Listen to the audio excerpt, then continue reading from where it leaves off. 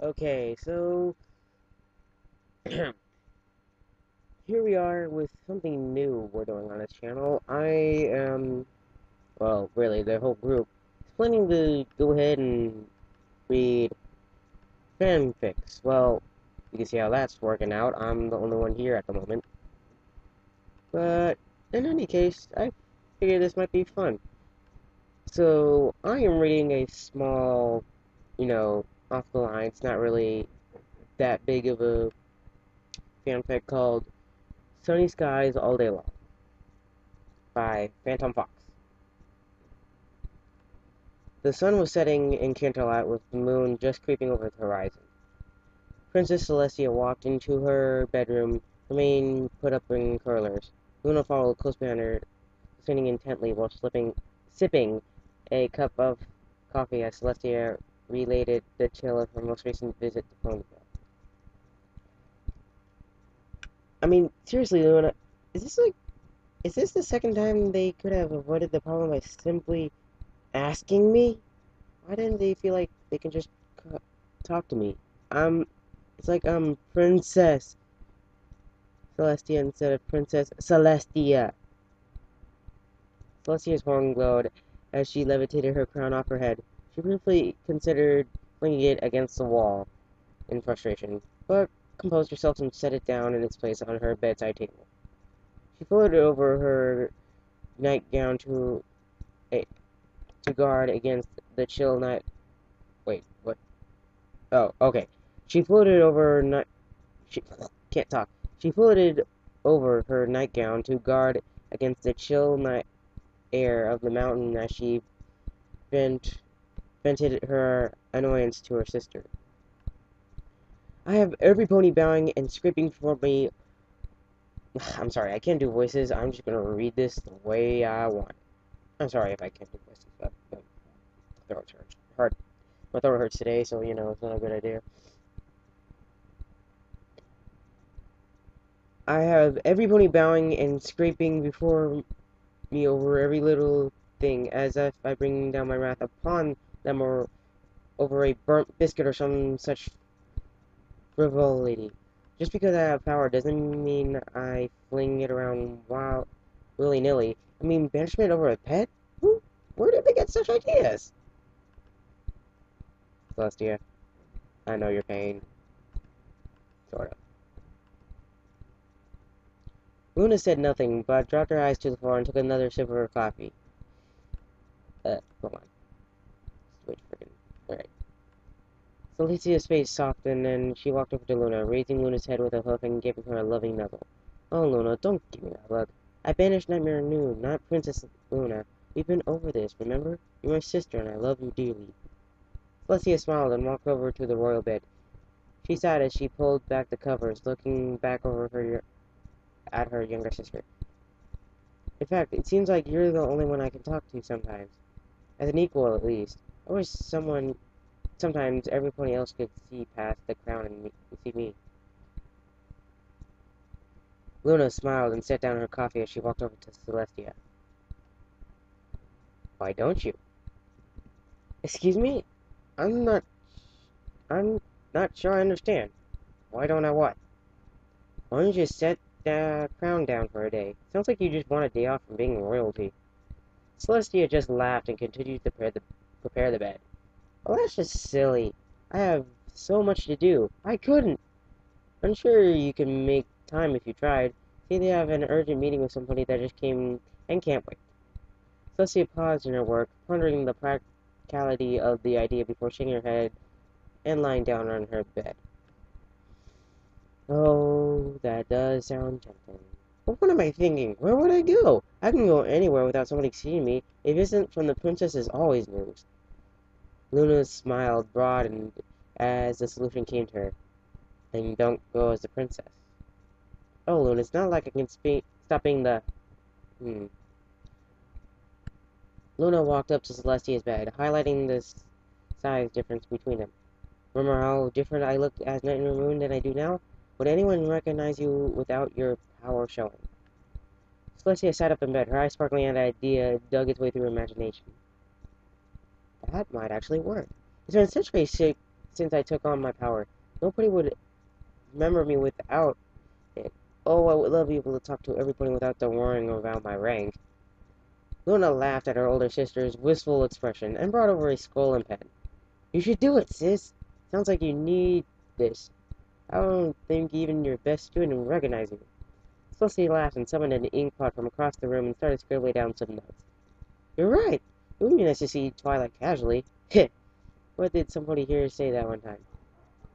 There's nothing casual about a visit from royalty. Well, perhaps that is true, but what about a visit from sunny skies? Luna beamed to see Celestia so excited about her idea. She shook the covers in her mouth and tucked Celestia in. I'll leave you to your planning, sis. Have a restful night. You have a good night, Luna. I'll see you when it's time for dawn. Luna blew out the lamp, laughing as she heard a giggle of excitement from her normally composed big sister. Oh, this is going to be fun! Why the hell did I relate that to, Molestia there? That fun thing? I don't know. Okay, just to say this now, I don't know if I'm recording right, because I think there's a bit of background noise, but if there's any way I can, like, fix that, I can just plug in the old headset here. Anyways, a few days later, Princess Celestia found herself by a lonely lake a fair way outside of Canterlot. Pacing back and forth with excitement, she reviewed her mental checklist once more. She had managed to ditch her guards, as they thought she was meeting with a representative from Stalingrad. Stalingrad? What? No, what? No. Wow. With Luna's help, she left them guarding an empty room while she snuck out the back and made it to this nearby lake. Looking up at the sky, she noted that the sun was in its proper place and made a few last-minute adjustments to course to ensure its progress properly throughout her day off. Now, for the important part. Celestia closed her eyes and focused on herself. She could feel the power of the sun radiating through her, giving her the magnificent presence that made her stand out. The sun's power was a part of her, and she couldn't get rid of it, but she could cloak it. Focusing power through her horn, she dampened her own power. She felt itchy all over, and she felt her shrink down. She felt herself shrink down, and then her mane tail shortened. After a few minutes, she opened her eyes again. The first thing to hit her was the fact that the world looked so different from a few feet closer to the ground. She trotted over to the lake and peered into her own reflection. Looking back at her was a simple white alicorn with a pink mane and tail. That would have been such a long time since she had looked like this. Turning to the side, she noted her cutie mark was still there. That simply would not do. Every coin of Equestria had her cutie mark on it, and Luna's on the reverse. But she had come prepared. Taking a satchel she had brought with her, she stashed her crown, gilded boots, and necklace in it. No ordinary pony would have such things. Then she removed a large sticker from the satchel and levitated over to her flank. Not even she could make a cutie mark appear or disappear, but thankfully there were more mundane methods at her disposal. Applying this sticker to her flank, she examined the results. One of the stick to sun cutie mark had been masked, and a simpler sun design put in its place, flanked by a few tiny clouds. Perfectly suitable for Personium of sunny skies as she had chosen for herself. Wow, 9 minutes in and I'm already liking this. How many words? I forget. Anyways, looking back at her reflection, she examined her horn. She could not expect to be completely incognito while having both wings and a horn. Luna herself were the only two ponies like that. But she couldn't take her horn off her horn if she could. But while she couldn't take off her horn, she could hide it. Mentally poking inward at herself, she noted that the power of the sun was still there, but dormant. She couldn't use this power without waking it up, and then she had to start the whole process over again. But the usual magic of all alicorns was still at her beck and call. Removing some notes from the satchel, she reviewed them one last time and beginning to cast a spell. While she couldn't remove her horn with anything short of physical force, Sun and Moon forbid that to happen to any pony, she could make her horn invisible for the day. Celestia felt a goofy grin spread over her face as she reviewed her appearance in the lake's surface once more. It was perfect. Perfect. She looked just like an ordinary Pegasus now. No more formalities, no more bowling and scraping at her approach, no more ponies fretting over the proper decorum of now that she was free. She left such full belongings in the place she had arranged for Luna to pick it up later, and then sprung into the sky with a whoop and a petal of laughter. She noticed that even her voice sounded slightly younger with this smaller body, making her break out in laughter again with this unexpected benefit. With powerful flaps of her wings, she flew higher and higher into the sky before leveling off and surveying the land. Oh, this was so much more fun than that chariot they always insisted she ride around in. She revealed her newfound freedom, reveled in her newfound freedom. She had the entire day to herself, and nobody would worry about being perfect in front of the princess. Forecast calls for sunny skies today. That joke is so corny. Celeste, sunny skies flew along just above what few clouds were in the sky. She found herself heading towards Ponyville, and Luna's rings rang through her head again. Would her disguise fool her best student? Ha! Certainly would. Celestia decided she would put her theory to test.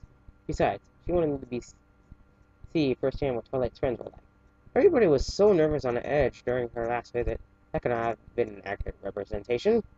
But in the meantime, she felt it so good to be able to stretch her wings and just enjoy herself.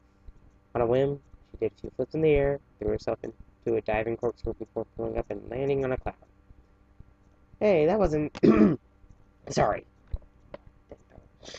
Hey, that wasn't that bad. Celestia looked up to a familiar blue Pegasus with rainbow color. It's cyan, not blue. Get your writing right. Flew over to her cloud. So, I'm going to say this the correct way. Celestia looked up as a familiar cyan Pegasus with a rainbow-colored mane flew over to her cloud. This was one of Twilight's friends, wasn't it? Ah, yes, the filly had won the Young Flyers competition Rainbow Dash. The rainbow landed on the cloud with a small puff, extending the hoof for a high hoof to Celestia. I was just practicing my... I was just I suck at voices. I was just practicing my own tricks and happened to see that neat corkscrew you did. You weren't half bad. That's one of these things. It's a simple trick and ends up getting dizzy and crash. Celestia smiled at the compliment and flapped Rainbow's hoof. Thanks, but I'm no trick flyer. Yeah, but it's still good for an amateur. Trust me, I should know.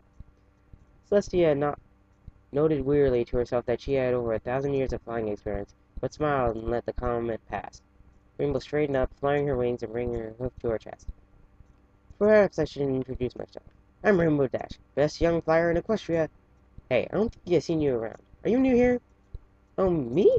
No, I'm just visiting for the day. I'm from Philadelphia. Philadelphia. Philadelphia. My name is Sunny Skies. Rainbow jumped off the cloud and hovered in front of Celestia. Well, it's nice to see a new Pegasus around here. Hey, why don't I go with you into town? I'll show you some really cool tricks I've been practicing. Come on! Celestia grinned at Rainbow's enthusiasm and took off after her. Well, I'd hate to leave off here, but this is nearing the, 15-minute mark at 1 minute to spare, so if there's any hints you guys like to give out there and all that, I would graciously accept any hints or all, you